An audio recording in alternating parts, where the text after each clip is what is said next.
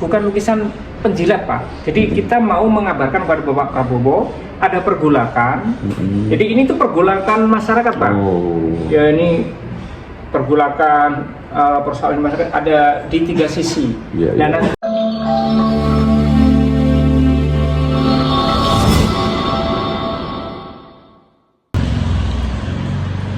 sahabat Solmat, siang hari ini saya berada di sekretariat Gaskan ya, dan tadi sudah sempat cukup berinteraksi, berdiskusi dengan teman-teman yang ada di sekretariat. Jadi pada siang hari ini saya lagi melihat Pak Lutfi sementara menyelesaikan lukisannya ya, dan beliau terus sangat concern dengan lukisannya. Nah, kita bisa melihat beliau dalam menyelesaikan lukisannya sangat fokus ya.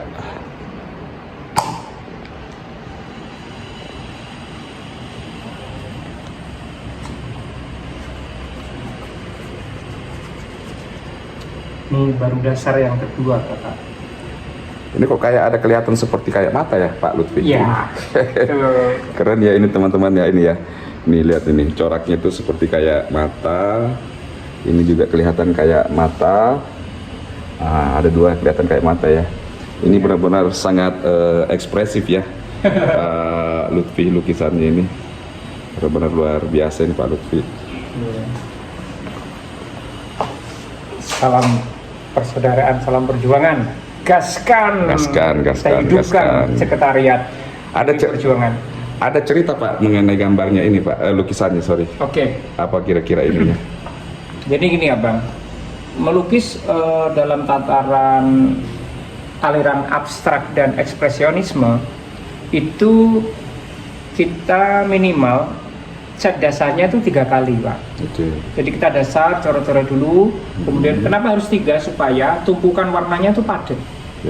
Sehingga suatu saat ketika beberapa tahun kemudian warna yang paling atas itu luntur, dia muncul warna yang nomor 2-nya, dasar 2-nya gitu. Nah, kan dalam mengekspresikan suatu lukisan ya, bagi seorang ekspresionis itu pasti ada makna ya, walaupun mungkin secara sekilas kita melihat itu tidak ada makna ya, tapi biasanya itu ada makna. Apa yang terkandung atau termaktub dalam hal ini?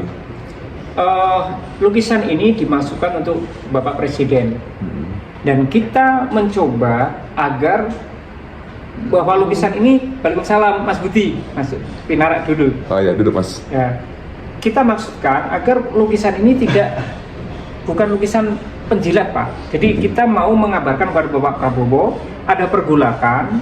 Jadi ini tuh pergolakan masyarakat Pak. Ya, ini pergolakan persoalan masyarakat ada di 3 sisi. Dan nanti Pak Prabowo lah yang kita harapkan untuk mampu menyelesaikan pergolakan 3 sisi ini. Nah, di mana gambar Pak Prabowo terakhir?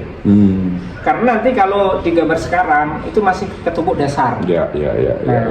Gitu. Jadi memang setiap goresan nanti ada maknanya. Cuman ini baru dasar yang kedua. Jadi kemarin dasar pertama, ini dasar kedua. Nah, sehingga lukisan seperti ini Pak, itu setiap tahunnya itu maknanya berbeda sesuai dengan emosi yang lihat. Karena spektrum warna yang padat itu loh Pak. Gitu. Ya, jadi sahabat Solmatnya luar biasa ya, ketika seorang pelukis aliran ekspresionis itu memang secara kasat mata tidak kita pahami apa yang terungkap atau terurai dari pemikiran seorang pelukis ekspresionis, tapi ketika dijelaskan, nah itu benar-benar luar biasa kandungannya ya. Tadi disampaikan inilah menggambarkan suatu kondisi permasalahan masyarakat, entah itu hukum dan lain sebagainya, ekonomi dan lain sebagainya. Nah, demikian juga yang satu di bawah ini gitu ya. Pergulakan yang paling mendasar. Pergulakan yang ini seperti kayak apa? Terowongan. Terowongan, ya terowongan gelap gitu ya. Iya, betul. Seperti kayak terowongan gelap, kepalung air ya, Yes, kurang lebihnya yes. seperti itu ya. Betul. Jadi nanti mungkin di tengah ini menunjukkan bahwa Bapak Presiden kita lah harapan kita semuanya Untuk mengurai masalah ini, untuk mengatasi masalah-masalah yang terjadi di bangsa kita di Republik Indonesia tercinta ini ya. Luar biasa ya teman-teman ya, suatu pandangan lukisan yang kelihatan sederhana. Mungkin sampai sekarang kita belum bisa mengambil suatu hasil yang jelas, tetapi ketika dijelaskan tadi, disampaikan bahwa itulah kandungannya, dan kita akan terus mengamati kelanjutan daripada lukisan dari Pak Lutfi ini. Ya. Bapak Lutfi Kira-kira butuh seminggu, Pak. butuh semingguan ya, kurang lebih semingguan ya.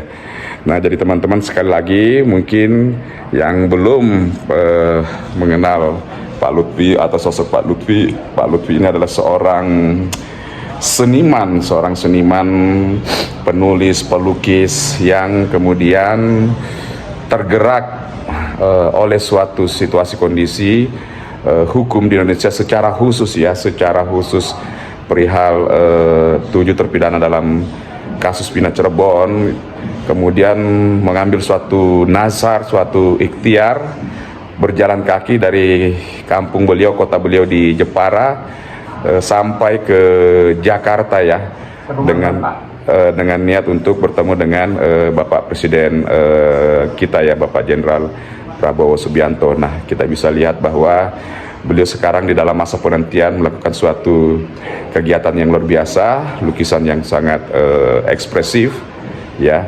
Jadi dengan harapan bahwa suatu ketika pada saat memang mendapat kesempatan untuk bertemu dengan yang terhormat Bapak Presiden, beliau bisa memberikan buah tangan ya, cindera mata kepada Bapak Presiden kita. Oke, sahabat hormat, salam hormat, salam keadilan.